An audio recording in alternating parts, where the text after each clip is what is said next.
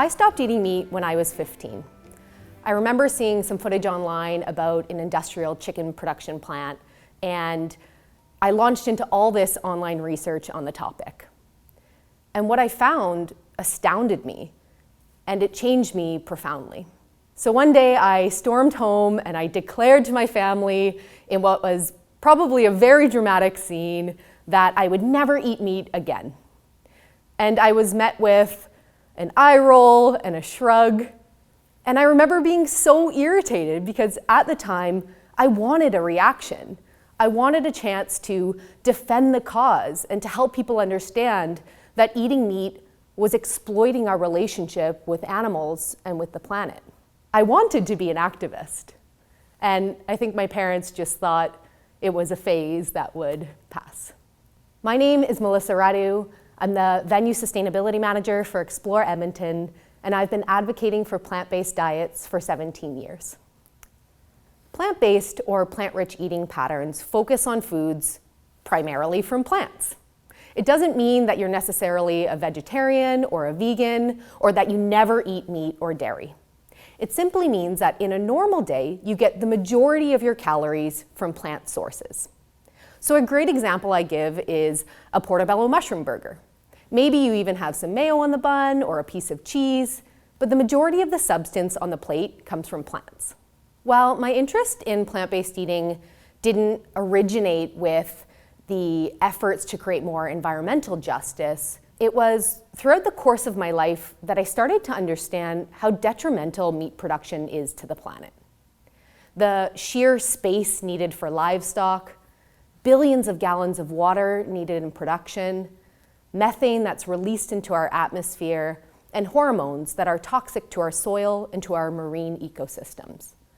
All of these are problems that are felt and seen across the globe, and many right here in Alberta.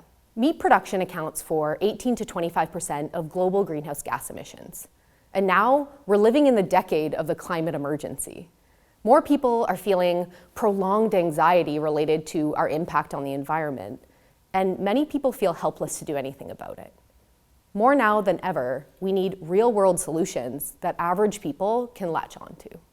So the good news is that by adopting a plant-based diet, an individual can reduce their overall carbon footprint by up to 70%. If humans in general were able to reduce meat consumption, we could reduce emissions by an estimated 68 gigatons by 2050 from dietary change alone. When I thought about how I, one tiny person on this huge planet, could reach more people with the message about plant-based eating, the answer was right in front of me. Explore Edmonton is Edmonton's destination marketing organization. Simply put, we attract more visitors and major events to our city. And between our two venues, we serve over 500,000 meals every year. Events are highly reliant on food. In fact, the Olympics uses 460,000 pounds of ingredients each day to produce meals for the Olympic Village. And individual travelers use about 25% of their overall travel budget on food and beverage. We knew that the events industry had this massive untapped potential to reach more people from around the world with the good news about plant-based eating. And through educating others, we could use our industry as a mechanism for change. So in 2019, we took action. We launched a full plant-based menu, and we were the first conference center in Canada to do so. But it hasn't always been easy, especially being located right smack dab in the middle of Alberta beef country. There still is a lot of stigma, and there's many misconceptions that we're working to overcome. So why, if plant-based eating has so much potential, is there still so much resistance? I think it comes down to three main reasons. Okay, number one, people just don't think that plant-based foods will stack up to our comfort food favorites flavor-wise. They think it's gross. And to be honest, 10 years ago, most plant-based substitutes did taste like salty cardboard. But we've come a long way to defeat that taste barrier. Now we've got seitan and tofu and tempeh that are on grocery store shelves and on menus across Alberta. And we've got variety and different brands with flavors and different tastes. So it's no wonder that more people are choosing to eat plant-based. In fact, it's expected that 1/3 of overall proteins on the planet will be plant-based by 2050. And plant-based production facilities are popping up in Calgary, Leduc, and across Alberta that are helping to strengthen our provincial food supply chain. Number 2, few people fully understand the impact that their food choices have on climate change. They think, well, surely it's better to eat beef that's raised down the street from me than asparagus that's shipped in from Timbuktu, right? Wrong. Transportation is a relatively small contributor to food emissions across the board. Let's use an example.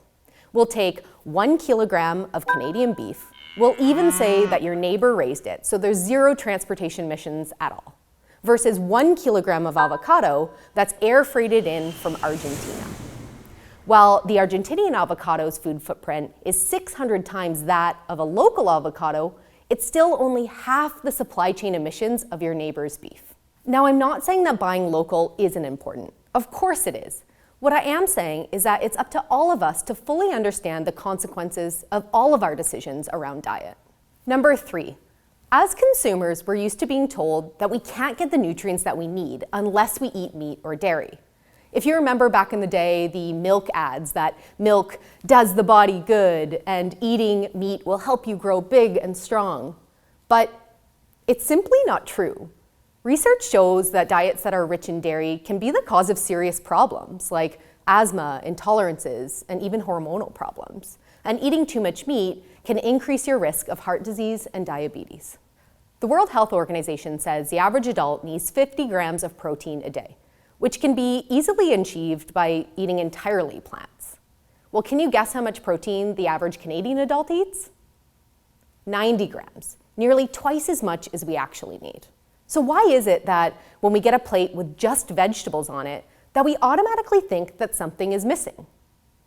Maybe it's because of another narrative we've been told by the plant-based manufacturers themselves, that plant-based eating is less of something. Meatless burgers, chickenless chicken nuggets. This is the verbiage we see on packaging and menus everywhere. Why would I ever want to buy less of something? We need to change this narrative and stop thinking about plant-based eating as a sacrifice and instead of something that we can all do to be better to our bodies and to the planet. When we launched our plant-based menu at the Edmonton Convention Centre, our objective was to make it more accessible for people to choose plant-based options, even if it was just for one meal in a full-day conference. So for example, if you choose plant-based over beef for just one 500-person dinner, the result would be that you save 2,040 kilograms of CO2 equivalent. That's the same as burning 3,000 liters of gasoline or 17 barrels of oil. And that is making a difference. When I think about what success looks like, it paints a promising picture for the future. A future where Albertans everywhere are cutting their dietary carbon footprint and growing and raising food where they can.